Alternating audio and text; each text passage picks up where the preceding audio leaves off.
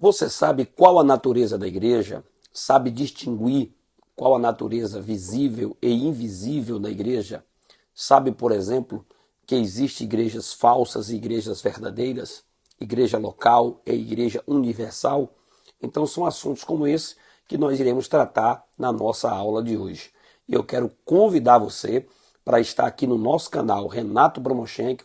Então dá aí um joinha, né? Faça sua inscrição, ativa o sininho para que você possa sempre receber em primeira mão o nosso material, tá bom? Então convido você para mergulhar na nossa aula e receber aqui como apoio, como reforço para que você possa também ministrar a sua aula e também completar a aula que você está tendo aí, está recebendo. A nossa intenção aqui é sempre trazer a edificação do corpo de Cristo. Então vamos ao tema de hoje, que é falar sobre a natureza da igreja. E eu convido você a pegar um papelzinho aí, uma caneta, fazer as suas anotações, não esquece disso, e também de deixar o seu comentário. É muito importante que você deixe o seu comentário, porque a sua opinião de dizer como está a aula, o que você acha do tema da revista, do comentarista da revista, o comentarista principal, que é o nosso pastor José Gonçalves, um grande escritor com vários livros, vários escritos aí, muito bom e edificante para a nossa vida, inclusive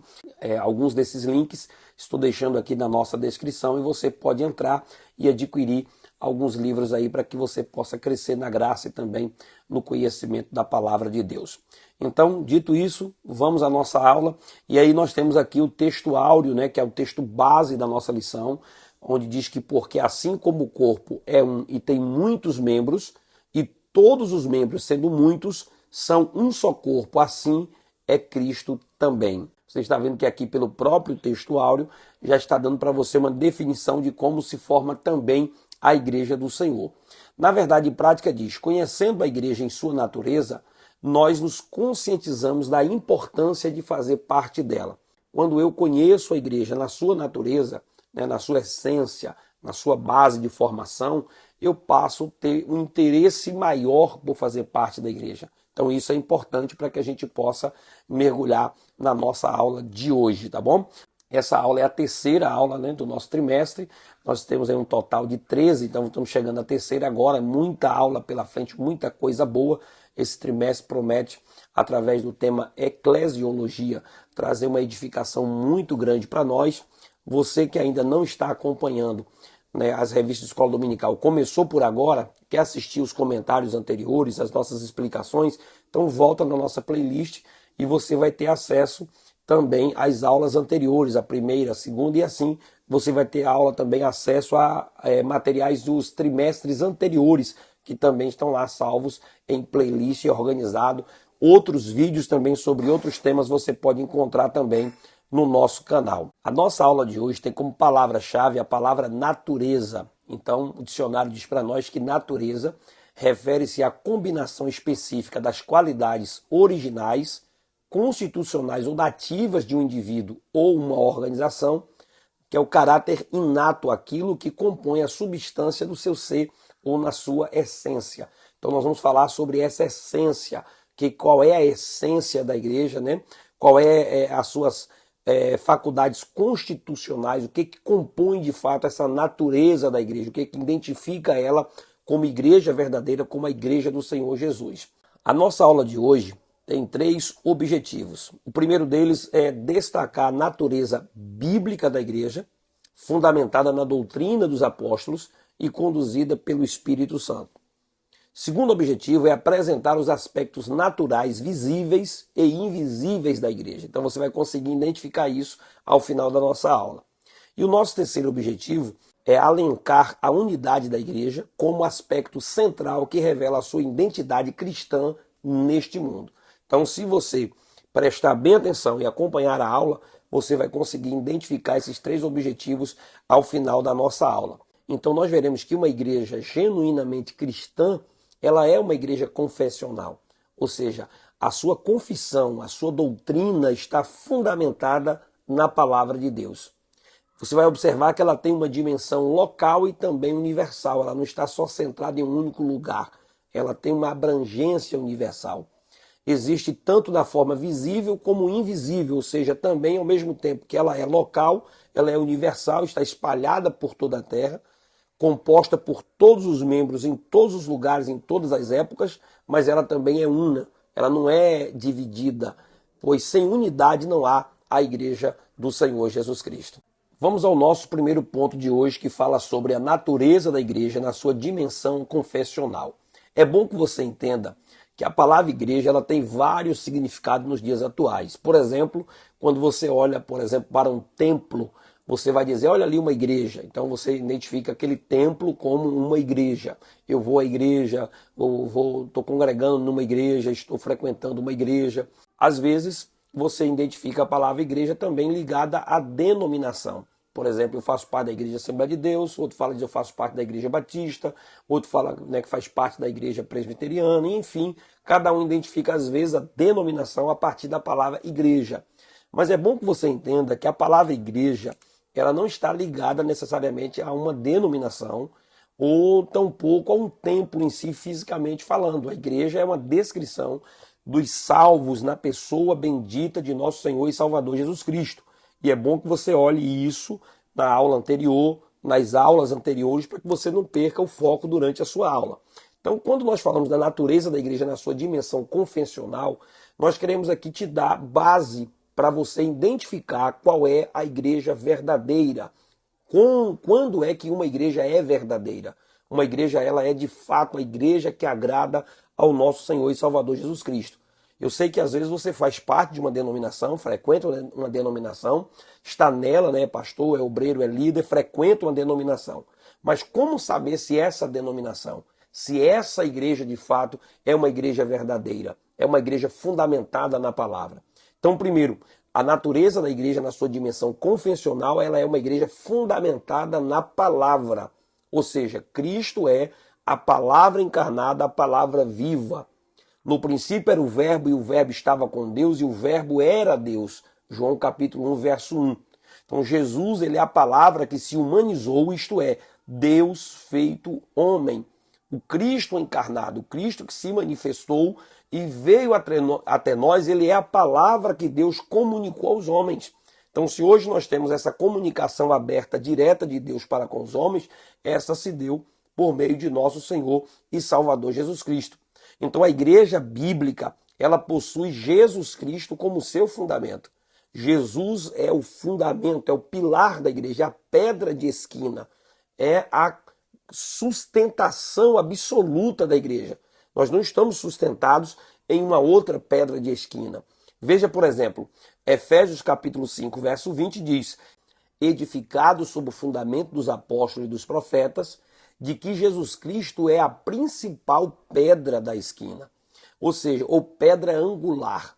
Se dava, né, a ideia nas construções antigas que havia uma pedra que era a principal pedra colocada para criar todo o esquadro, criar toda a estrutura de uma construção. Então Jesus é o principal, a principal pedra deste fundamento. Apesar de dizermos o fundamento dos apóstolos, né, mas não está dizendo que os apóstolos é o fundamento. O fundamento dos apóstolos, a base dos apóstolos é o nosso Senhor e Salvador Jesus Cristo. Então, uma igreja verdadeiramente bíblica, ela é centrada na pessoa de nosso Senhor e Salvador Jesus Cristo. Não há outro mediador, não há outro meio, outro caminho, outra verdade. Jesus é o caminho, a verdade e a vida. Então, qualquer igreja verdadeira, qualquer igreja que é uma igreja verdadeira, ela está centrada na palavra de Deus, nas escrituras sagradas. E essa centralidade está levando a quem? A Cristo. A Bíblia aponta Cristo como tema central, como principal pedra de esquina de toda a história. Então veja na segunda carta de Paulo a Timóteo, no capítulo 3, verso 15.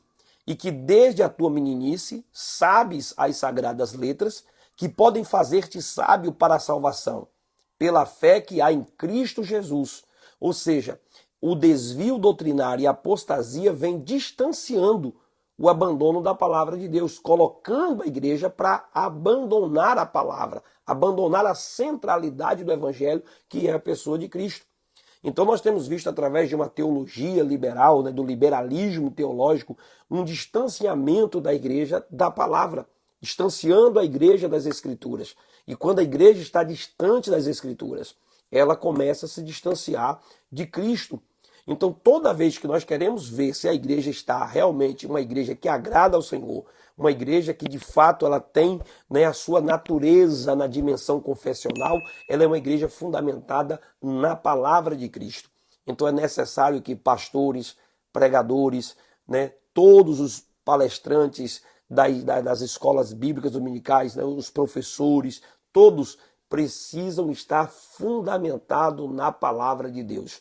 Estamos vivendo dias difíceis no nosso país, cada dia mais surgindo muitos pregadores, e isso não é ruim, surgir vários pregadores, né? Por um lado não é ruim, mas ao mesmo tempo é muito perigoso, porque nós temos visto muita gente que sobe no púlpito da igreja, faz qualquer outra coisa menos a exposição das Escrituras, a verdadeira pregação do Evangelho, a verdadeira pregação da palavra de Deus. Estamos vivendo uma era de entretenimento, entreter a igreja, distrair as pessoas com várias informações, com vários chamados ganchos, né, teológicos, cativar a mente das pessoas apegadas às fábulas, às filosofias, né, às artes, às artimanhas de entreter as pessoas, de agarrar a mente daquelas pessoas que estão ouvindo num culto, e acaba tendo muito pouco da exposição das Escrituras. Se não bastasse isso, nós temos outro sério problema, que é a exposição de partes seletivas da Bíblia, onde a igreja acaba não tendo uma dieta balanceada, uma dieta agradável. Imagine, por exemplo, você servir comida para uma criança e toda vez que você colocar a comida no prato, a criança refuga determinados alimentos e só come alguns. E aí você não exige dessa criança que se alimente de todo, né, o conteúdo que foi colocado. Ela acaba perdendo a sua saúde, a sua vitamina, né, o seu alicerce vai sendo perdido. Assim também é na alimentação da igreja. Então o que a gente percebe hoje é a pregação seletiva, os textos de melhores, né, aceitação, de melhor agrado das pessoas, aqueles textos mais de autoajuda, os textos mais centrados nas palavras, né, agradáveis à multidão, acaba sendo aceito pelas pessoas, e isso acaba trazendo, né, um problema, uma anorexia espiritual. A igreja deixa de se alimentar com toda a Escritura. Olha o que a palavra diz, que toda a Escritura é proveitosa, né? Serve para redaguir, para corrigir, para edificar a igreja. Então nós temos percebido que a igreja tem se distanciado, sim, de alguma forma, algumas igrejas, alguns lugares, do verdadeiro conteúdo das Escrituras.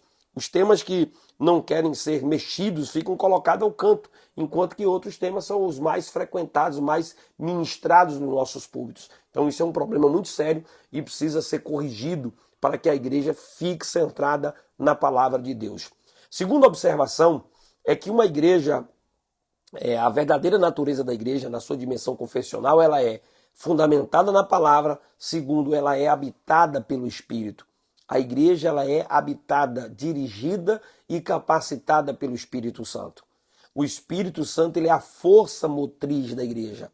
A obra do Espírito Santo começa no seu trabalho de convencimento do pecador.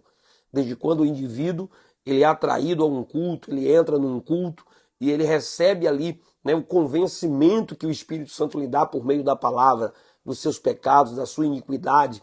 Então o homem chega até a presença de Deus. E uma vez esse homem estando na presença de Deus, convencido dos seus pecados, né, convencido dos seus erros, o Espírito Santo começa a trabalhar na sua vida. Se não houver continuidade, se essa pessoa não é habitada, se essa igreja não tem a manifestação, né, e a atuação do Espírito Santo no seu ser, essa igreja não tem como ser uma igreja verdadeira. A igreja fica, eu diria que, faltando uma parte, faltando um pilar, faltando uma coluna. Imagine, por exemplo, um tripé, né, onde você coloca ali um microfone, ele tem aquelas 3 bases. Se você tira uma base daquela, você desequilibra e ele não para em pé. Então a igreja também precisa ter toda a sua sustentação na palavra e na habitação do Espírito Santo, sustentando a base da igreja. Em João capítulo 18, verso de número 8 a 11, diz assim: "E quando ele vier, convencerá o mundo do pecado e da justiça e do juízo. Do pecado porque não crê em mim, né? Da justiça porque vou para meu Pai e não me vereis mais, e do juízo, porque já o príncipe deste mundo será julgado. Em Atos 16, verso 14, diz: e uma certa mulher chamada Lídia, vendedora de púrpura da cidade de Tiatira, que servia a Deus, nos ouvia, e o Senhor lhe abriu o coração para que estivesse atenta ao que Paulo dizia. Ou seja, é o Espírito Santo quem produz a obra de regeneração no indivíduo. Então não tem como se trabalhar a igreja apenas pela ideia do coach, né? Como alguns têm feito hoje, pela ideia do intelectualismo. Não, a igreja não é um compêndio de conhecimento apenas oferecido às pessoas. A igreja, ela é manifestada através do poder de Deus, através da palavra do poder de Deus. O apóstolo Paulo diz assim: eu não fui a vós apenas em palavra, mas fui em demonstração de poder. Então, a igreja ela precisa trabalhar junto essas duas questões. Palavra atrelada à manifestação do poder. Não é o conhecimento do pregador.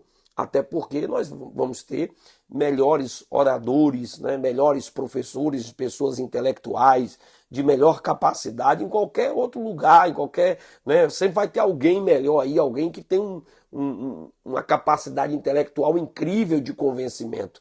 Mas a igreja do Senhor Jesus Cristo, a transformação do homem, se dá pela operação do Espírito Santo através da palavra, provocando a regeneração do indivíduo. Então, se não for assim, não tem pela técnica, né, pela capacidade do orador, é pela ação do Espírito Santo por meio da palavra. Então, uma igreja confessional, na natureza verdadeira da igreja, está fundamentada também em quem faz parte da igreja, essa pessoa anda no Espírito. Então, quando alguém responde à mensagem da cruz, o Espírito de Deus produz nela a clareza da salvação. Romanos capítulo 8, verso 16 diz: o mesmo Espírito testifica, né, com o nosso Espírito de que somos filhos de Deus. Então, regenerado, o cristão passa a andar e ser dirigido pelo Espírito Santo. Então, se você é membro da igreja, né, é um membro do corpo de Cristo, você é uma pessoa que anda no Espírito. Você é alguém que vive no Espírito. É alguém que está através do Espírito Santo sendo guiado para estar fazendo parte da igreja. Veja, por exemplo, Romanos capítulo 8, verso 14. Porque todos os que são guiados pelo Espírito, esses são os filhos de Deus. Então, quando não andamos em Espírito, fracassamos espiritualmente. Digo, porém, andai em Espírito e não cumprireis as concupiscências da carne. Porque a carne cobiça contra o Espírito, e o Espírito contra a carne. E estes opõem-se um ao outro, para que não façais o que quereis. Gálatas capítulo 5, versos 16 a 17. Então, se nós, de fato, fazemos parte de uma igreja verdadeira, que está centrada na palavra, né, na pessoa de Cristo, está andando e vivendo no Espírito, tem o Espírito Santo, esta igreja ela já não está mais vivendo as concupiscências da carne, ela está vivendo de acordo com a palavra e com a vontade de Deus. O Espírito Santo, ele habita o crente, capacitando, regenerando, né, santificando. Então é preciso ter e viver através do Espírito. Veja em Atos capítulo 1, verso 8, quando diz que a igreja iria receber a virtude do Espírito Santo que há de vir sobre vós e ser-me-eis testemunha, tanto em Jerusalém como em toda a Judéia e Samaria e até os confins da terra. Então veja que a igreja ela precisa estar vivendo no Espírito e andando nesse Espírito, para que ela possa testemunhar do poder e da graça de Deus. Sem a capacitação do Espírito, a igreja ela é o que? Inoperante e ela perde a sua essência. Se a igreja ela não tem a vida do Espírito Santo, a graça do Espírito Santo, ela não consegue viver essa dimensão daquilo que de fato ela deixa de ser igreja. Como já dizia o pastor Gilmar Santos em suas pregações, quando dizia: quando a igreja não tem o Espírito Santo, ela parece um leão sem presas, né? Uma comparação que ele usava muito, dizia: parece um jardim sem flores, né? Uma fonte sem a água. Então perde completamente o seu objetivo. Ela deixa de ser igreja e passa a ser uma agremiação, um partido político. Ela passa a ser algo completamente humano, menos a igreja do Senhor. Porque a igreja do Senhor, ela precisa ter a sua identificação confessional, ou seja, através da sua confissão, daquilo que ela crê, precisa estar fundamentado na palavra, no Espírito, na pessoa de Cristo, com membros que vivem através dessa unção, dessa graça, para que possam alcançar o seu verdadeiro objetivo, que é estar na presença de Deus. Então nós podemos resumir o primeiro ponto dizendo que uma igreja bíblica, ela é fundamentada na palavra inspirada por Deus, habitada pelo Espírito, dirigida e capacitada por Ele. Esse aqui é o nosso primeiro ponto. Vamos ao nosso segundo ponto para que você possa entender um pouco mais sobre a natureza da igreja. O nosso segundo ponto fala sobre a natureza da igreja nas suas dimensões local e universal. Local e invisível, ou seja, a igreja existe localmente. Em relação à sua dimensão espacial, né? Isto é, em relação ao local ao qual é o espaço geográfico que a igreja está, ela pode ser vista e sentida, percebida. A gente sabe que existe uma igreja ali fisicamente organizada, onde está a sua estrutura. Então vemos os apóstolos escrevendo as suas cartas a determinadas igrejas situadas em diferentes locais. Ou seja, ele vai dizer a igreja que está em Corinto. Ele vai dizer, por exemplo, aos irmãos que estão aí na Galácia, Capadócia, Ásia e Bitínia. As 7 igrejas da Ásia, você vai ver, por exemplo, a igreja de Éfeso, a igreja de Tiatira, a igreja de Sardes, né? A igreja de Laodiceia, a igreja de Filadélfia. Então você vai encontrar sempre a igreja se referindo à cidade, como uma única igreja numa cidade. E aí agora vem o ponto-chave para que você possa compreender essas questões da denominação. No tempo dos apóstolos, ainda não existia essa estrutura denominacional, um título que definia a igreja. Então a igreja era conhecida pela cidade. Você poderia dizer a igreja de Eunápolis, a igreja de Porto Seguro, a igreja de Itabela, a igreja de Guaratinga, são cidades vizinhas aqui à minha região que eu estou citando. Então você tinha a igreja de Éfeso, a igreja de Corinto, a igreja aos romanos, a igreja de Roma.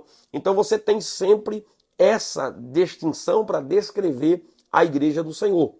Porém, a igreja ela está organizada dentro de uma cidade, hoje na atualidade, através das suas denominações. E aí é bom você entender a diferença entre igreja e uma denominação. Por exemplo, a igreja de Cristo, a igreja do Senhor, ela é uma numa cidade, ela é única no mundo. Não existe 10 igrejas de Cristo, 20 igrejas de Cristo. A igreja é uma igreja única. Esta é a igreja de forma local e visível, que você vê. Por exemplo, a sua congregação que você faz parte é apenas uma parte da igreja de Cristo. É uma denominação. Então você faz parte da congregação que pertence a uma denominação. E essas denominações, por exemplo, elas podem deixar de existir. Uma denominação pode falir, uma denominação pode existir neste século e não conseguir sobreviver a outros séculos, como aconteceu no passado, mas a igreja de Cristo, ela continua, ela existe através dos séculos até a volta de nosso Senhor e Salvador Jesus Cristo, quando ele vier buscar a igreja. Então uma denominação é uma coisa, é onde a igreja está organizada através dos seus dogmas, da sua confissão, das suas doutrinas, do seu estatuto. Ali ela organiza como ela utiliza os seus recursos, como ela vai gerir as suas coisas, né, as suas eleições de diretoria, de membros, de convenção. Isso é uma organização. É a igreja de forma organizacional. Vamos estudar isso numa próxima lição, falando sobre a igreja como organismo e como organização. Mas a princípio é bom que você entenda isso, que a igreja visível, a igreja local, é aquela que você consegue enxergar, ela existe ali. Então você faz parte de uma congregação onde tem membros, onde ela existe com trabalho de escola dominical, círculo de oração, né, cultos, ensaios, os trabalhos locais. E aí você se identifica, diz, eu faço parte da congregação A, da congregação B, do ministério tal, né, da denominação tal. Então esta é a forma da igreja estar como igreja local. Mas em cada cidade existe a igreja do Senhor Jesus, que é a igreja que está alicerçada na palavra. Cristo é o centro, dirigida pelo Espírito. Então, todos os membros que têm essas características do que nós dissemos no primeiro ponto, é as pessoas que de fato fazem parte da verdadeira igreja do Senhor Jesus. Vamos continuar para você ter um entendimento melhor. Se referem, por exemplo, à igreja, à eclésia, a comunidade de crentes situadas em diferentes locais. Então, hoje você tem igreja em diversas cidades, espalhadas. Em cada cidade você tem várias denominações, mas a igreja é única. É uma igreja, a noiva de Cristo. Não são as noivas de Cristo, as igrejas de Cristo. é a igreja de Cristo, mas está sempre numa direção singular, dizendo que Cristo só tem uma igreja, uma noiva. A igreja que sobe, a igreja que fica, a igreja, né, santa, a igreja pecadora, a igreja lavada, a igreja que não está purificada, a igreja mundana, a igreja santificada. Então você vai ter sempre a distinção de uma igreja, separando o joio do trigo. Porém, você tem essa igreja dividida e organizada em grupos de organização ou denominações. Deu para você entender? Vamos continuar. Quais são as particularidades da igreja? Esse é o nosso segundo subponto aqui no segundo ponto. Essas igrejas locais, elas possuem suas particularidades. Os problemas e as virtudes encontradas em uma não eram necessariamente os mesmos da outra. Por exemplo, em Filipenses capítulo 4, verso 2 e 3, diz assim: rogo a Evódia e rogo a Sítique que sintam o mesmo no Senhor, e peço-te também a ti, meu verdadeiro companheiro, que ajude essas mulheres que trabalharam comigo no Evangelho, e com Clemente e com outros cooperadores cujos nomes estão no livro da vida. Veja, por exemplo, já outra particularidade na segunda carta aos Tessalonicenses, capítulo 3, verso 11 e 12. Porquanto ouvimos de alguns entre vós, que andam desordenadamente, não trabalhando, antes fazendo coisas vãs. A esses tais, porém, mandamos e exortamos por nosso Senhor Jesus Cristo, que trabalhando com sossego, coma o seu próprio pão. Então veja que cada uma das igrejas, a igreja de Filipos, a igreja de Tessalônica, a igreja de Corinto, a igreja de Roma, cada igreja dessa tinha seus problemas e suas particularidades, virtudes e problemas também diferentes. Então cada denominação tem suas particularidades. Ela tem seu jeito de gerir os seus recursos, como é eleito a sua diretoria, como é se os membros votam ou não votam. Tem igreja que é dirigida pelo corpo diaconal, tem igreja que é dirigida pelo presbitério, tem igreja que tem uma junta administrativa. Então cada denominação tem um meio, uma forma de trabalhar.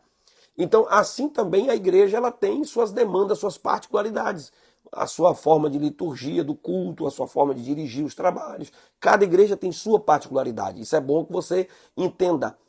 Porém, elas eram independentes uma das outras. Cada uma tocava o seu próprio trabalho. Paulo encontra problemas na igreja de Corinto que ele não encontra com a igreja de Roma.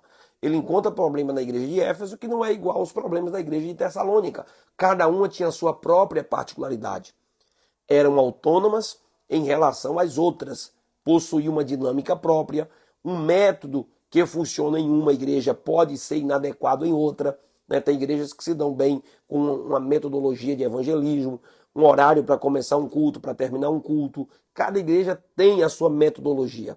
E isso não quer ou vai tratar a igreja como um problema ou não um problema, que todo mundo tem que ser igual, unânime. Cada igreja tem suas particularidades. Um outro ponto importante a ser percebido é universal e invisível. A igreja, nas suas dimensões local e universal, ela também é o quê? Uma igreja universal e invisível, ou seja, a igreja não está limitada ao espaço geográfico ou físico, é aquilo que eu acabei de falar. A igreja universal e invisível é formada por todos os cristãos regenerados em todos os lugares e por aqueles que já estão na glória, em todos os tempos, em todas as épocas. Todos aqueles, desde a vinda de Cristo a este mundo até o dia atual, essas pessoas que já morreram em Cristo e aquelas que estão vivas compõem essa igreja universal, essa igreja invisível. E esta é composta por crentes regenerados na pessoa de Cristo. Hebreus capítulo 12, verso de número 23 diz: a universal assembleia e igreja dos primogênitos, que estão inscritos nos céus, e a Deus, o juiz de todos, e aos espíritos dos justos aperfeiçoados. Então é bom, importante, muito importante você diferenciar o que é igreja de denominação. Aquilo que eu disse desde o início do vídeo. Apesar de descrevermos um templo como uma igreja, uma denominação como uma igreja, mas é bom que você entenda na essência da palavra o que é a igreja. A igreja é os regenerados, são pessoas transformadas pelo poder de Deus, transformados pela palavra, centrados na pessoa de Cristo. Uma denominação é Assembleia de Deus, Presbiteriana, a Igreja Batista, a Igreja Wesleyana. São essas igrejas que são as denominações. E já a igreja de Cristo, como nós descrevemos, esta é aquela que é composta por pessoas regeneradas que estão em cada uma das denominações. Existem várias denominações no mundo e em cada cidade. E longe de dizermos que a minha denominação é a única e verdadeira. Isso já é uma característica de uma seita. Tipo de uma seita, a primeira identificação é aquela que se diz a única que está certa e a única pela qual as pessoas devem ser salvas. Isso é uma característica de uma seita, de uma heresia. Segundo, quando ela não está alicerçada na palavra. Quando Cristo não é o centro. Essas são as identificações de uma seita. E se uma denominação prega isso, ela acaba se identificando como uma seita. Então, existem várias denominações. Eu faço parte da Assembleia de Deus, talvez você que está me ouvindo faça parte de uma outra denominação. Existem várias denominações. Então, como identificar se uma denominação, se uma igreja é verdadeira? Baseado naquilo que a gente acabou de falar no primeiro ponto. Centrada em Cristo, centrada na palavra, dirigida pelo Espírito e habitada pelo Espírito Santo. Então a igreja ela precisa ter isso, composta por pessoas regeneradas através da palavra do nosso Senhor e Salvador Jesus Cristo. Então é importante diferenciar. Numa cidade pode haver várias denominações, mas uma só igreja. A igreja ela é divina, as denominações são humanas. As denominações é a forma humana de organizar as coisas. Aí ela tem um CNPJ, precisa ter um nome chamado nome fantasia, registrado num lugar. Ali tem o administrador, né, o presidente daquela instituição. São organizações ou denominações, são uma organização humana. São necessárias, sim, para a própria gerência da igreja, para a própria administração da igreja. Hoje você precisa de um estatuto, de uma regularização para você funcionar num país de forma legal e organizada. Ela é uma questão humana, mas a igreja de Cristo, ela é invisível, ela é universal, ela é independente da denominação.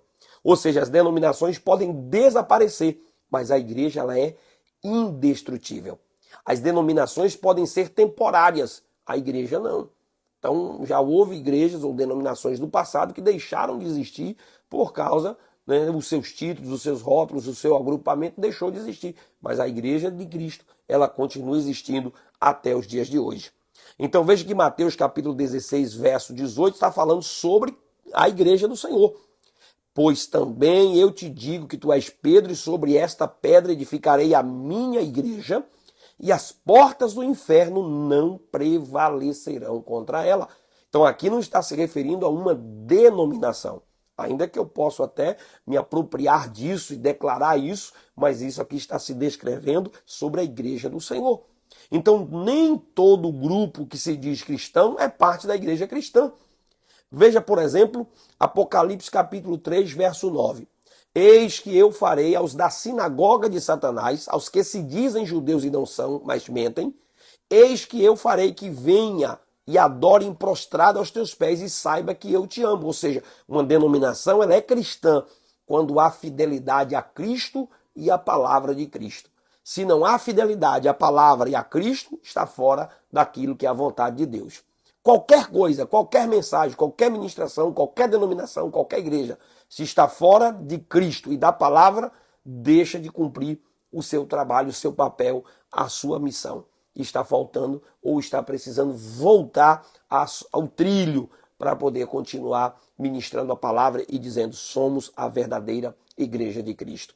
Vamos ao nosso terceiro e último ponto, para que a gente não fique tão longo, mas tão extenso da nossa ministração, mas é bom que você entenda também o resumo desse segundo ponto. Ou seja, a igreja de Cristo se revela numa dimensão terrena e igualmente numa dimensão espiritual. Ou seja, a igreja de Cristo, ela se revela tanto na dimensão terrena, como também na sua dimensão espiritual.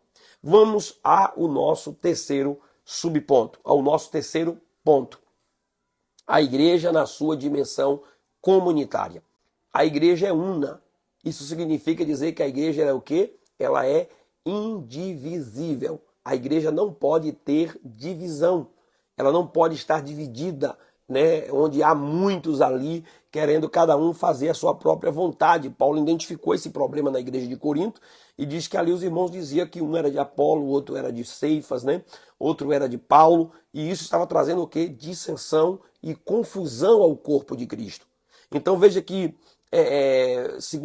a primeira carta de Paulo aos Coríntios, capítulo 12, verso 12, diz assim: porque assim como o corpo é um e tem muitos membros, e todos os membros, sendo muitos, são um só corpo, assim é Cristo também. Então veja que a igreja verdadeira, ela precisa ser unida, porque não pode haver divisão no corpo.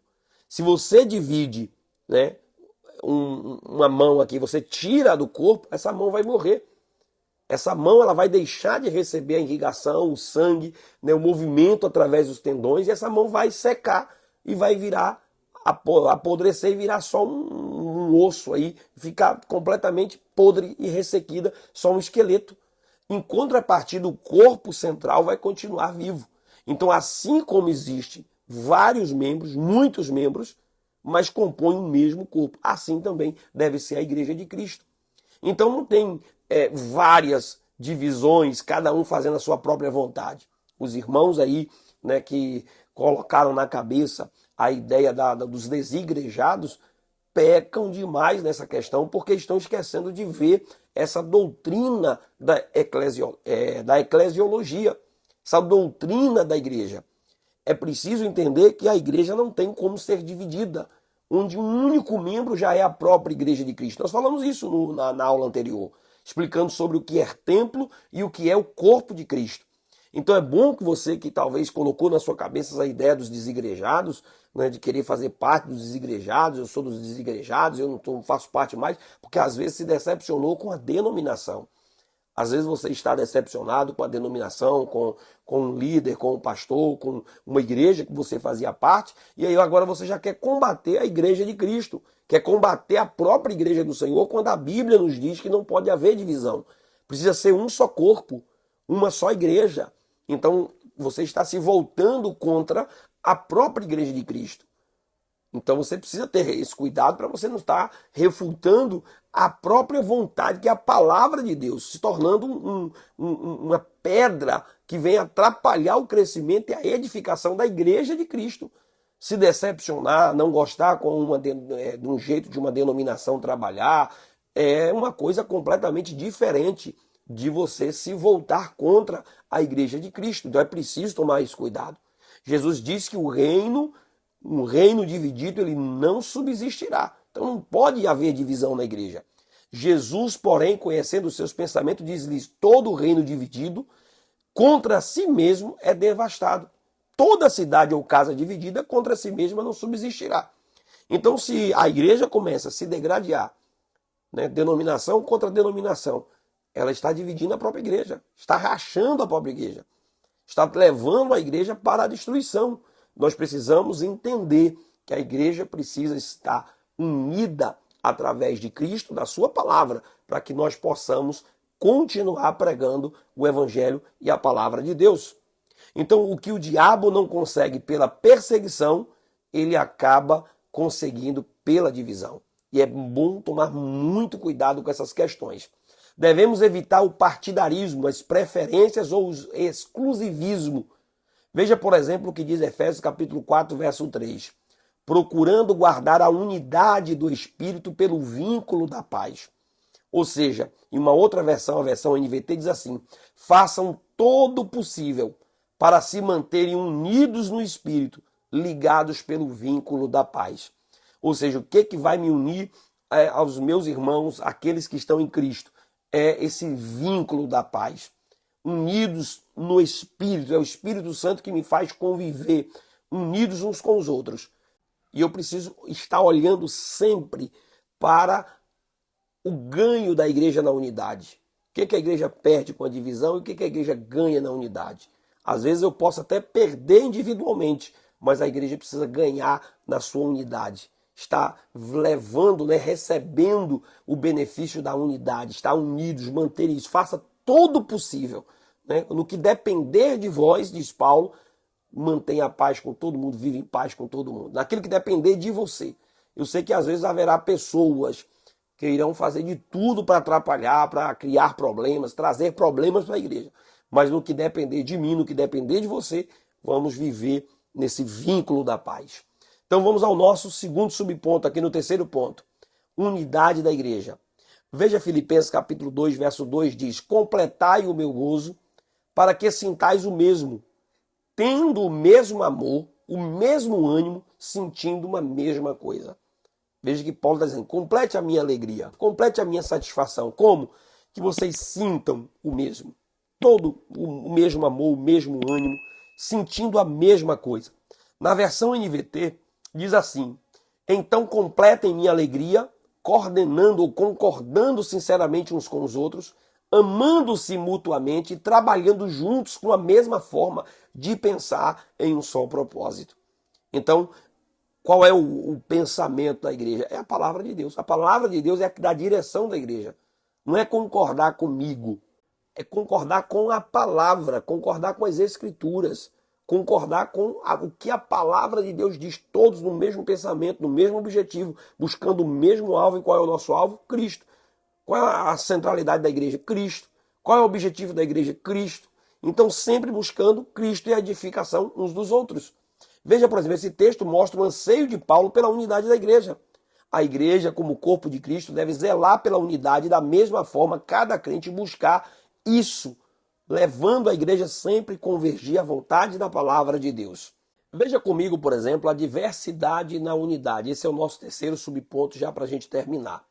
O anseio que Jesus tinha pela unidade dos seus discípulos. Quando você lê João capítulo 17, verso 20 até o 23, você vai perceber Jesus dizendo: eu rogo, né? Eu não rogo somente por estes, que eram os discípulos, mas por aqueles que pela sua palavra hão de crer em mim. Ou seja, Jesus está rogando por toda a igreja, para que todos sejam um, como o Pai, né, e o Filho és um também. Ou seja, para que tudo seja um.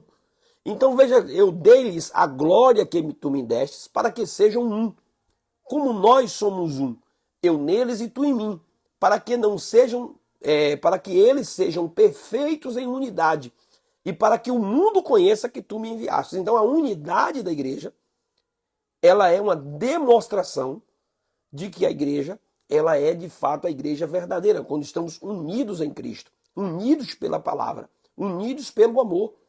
A Bíblia diz assim: quando vocês amarem uns aos outros, todos conhecerão que vocês sois os meus discípulos. Então os teólogos chamam isso de unidade de essência. O Pai, o Filho e o Espírito são pessoas diferentes, com a mesma essência, possuindo a mesma substância e um só propósito. Então os cristãos devem ser o quê? Devem buscar esse tipo de unidade. Os cristãos devem buscar esse tipo de unidade. Unidade não é uniformidade. Somos diferentes, né? Nós temos temperamentos distintos na maneira diferente de fazer as coisas, né? Na maneira de agir, na maneira de trabalhar. Isso não quer dizer que é uma divisão que há na igreja. Não somos todo mundo uns robozinhos que fazem a mesma coisa, como se fosse aquilo tudo programado ali para balançar a cabeça tudo na mesma hora, fazer os mesmos gestos. Isso não é a unidade da igreja, tá? Unidade da igreja não quer dizer que todos têm o mesmo temperamento, têm a mesma forma de falar, de ouvir, de fazer. Não é bem por aí. Então a igreja precisa ter essa distinção. Somos diferentes, temos temperamentos distintos e maneiras diferentes para fazer as coisas. Somos um em Cristo Jesus para perseverar no mesmo alvo. O nosso alvo é Cristo, chegar ao mesmo objetivo. Então, dentro de uma denominação, por exemplo, denominações que têm eleição, né? É a forma de eleger seus diretores, de ter reuniões para discutir os seus problemas, para discordar ali de um ponto de vista, de uma forma de fazer. Isso aí faz parte das particularidades da igreja. Não quer dizer que na unidade não haja diversidade. Por exemplo, há ações da própria Trindade, né, no Pai, no Filho e no Espírito, que um faz e o outro não faz. Por exemplo, uma missão de consolar a igreja foi dada ao Espírito Santo. A missão de morrer na cruz foi dada a Jesus Cristo. Então, cada um tem uma missão dentro da Trindade, né? O Pai e o Filho são criadores. O Filho foi gerado, o Espírito e o Pai não foram gerados. Então, são várias atribuições dadas à Trindade, são missões diferentes, diversidade da unidade. unidade de propósito, né? Unidade de objetivo, alvo que nós queremos chegar. E não necessariamente de todos fazem a mesma coisa ao mesmo tempo, tudo do mesmo jeito, como se fosse um bocado de robozinho programado, todo mundo balançando a cabeça, anda, aí todo mundo anda, para, todo mundo para, senta, todo mundo senta. Não é nesse sentido que é a ideia da unidade, acredito que já deu para você compreender até aqui. Então, chegamos ao final da nossa aula e queremos apenas concluir com você, dizendo que o resumo desse terceiro ponto é: a igreja como corpo de Cristo, em sua forma coletiva, deve zelar pela unidade, e da mesma forma, cada crente deve buscar isso, sempre a unidade do corpo de Cristo. E nós concluímos a nossa aula dizendo que a igreja local ela deve estar fundamentada na palavra e habitada pelo Espírito Santo. Então, se a igreja não tem essas características, não está fundamentada na palavra, não é habitada pelo Espírito Santo, alguma coisa está errada nessa igreja, ela está deixando de ser a igreja verdadeira. Outro detalhe é que a igreja também existe tanto local como universalmente. Então a igreja ela existe como uma organização, como uma denominação. Existe uma igreja física ali. Ela é uma igreja, a gente chama de igreja. Eu faço parte de tal igreja, faço parte de tal organização, de tal denominação. Isso aí, a igreja existe. Então ela existe tanto localmente como também existe universalmente. Eu espero que você tenha compreendido isso e que eu tenha conseguido explicar isso para você. Né? Apesar da palavra igreja a gente usar para descrever denominação, descrever qualquer, né, organização, mas ela está se referindo literalmente, diretamente a mim e a você como igreja, aqueles que são transformados pelo Espírito Santo. Então a igreja existe na sua essência como organização. Ali existe também como de forma universal, onde a igreja abrange todos os salvos, em todas as épocas e eras e tempos, a igreja alcança a todos. A igreja ela não está limitada pelo tempo nem pelo espaço. Não é só os crentes daquela época do passado, ou só os crentes do presente. É toda a época, todo o espaço, a igreja ela compreende a todos. E a igreja existe, né, ela existe para a eternidade. Ela vai estar com Cristo para sempre. Então a igreja não vai findar. Ela vai existir para a eternidade com Cristo quando recebermos a vida eterna. Então que Deus em Cristo te abençoe com essa palavra. Não deixa de deixar o seu comentário aqui. Comenta, deixa a sua opinião. Dá um joinha, faz a inscrição, ativa o sininho para que você receba nossas mensagens, né, as nossas ministrações em primeira mão. Toda segunda-feira agora sempre vai ter já o vídeo postado aí para você estudar a palavra de Deus. E também eu quero convidar você a olhar aqui a nossa descrição e acessar o conteúdo que nós temos disponível aqui para você, no sentido de livros, indicando, né, vários materiais para que você possa adquirir e estar abençoando o nosso canal. Gostou dessa aula? Compartilha com mais alguém, manda para outras pessoas aí também, para que elas possam também ser edificadas pela palavra de Deus. Deus te abençoe, em nome de Jesus.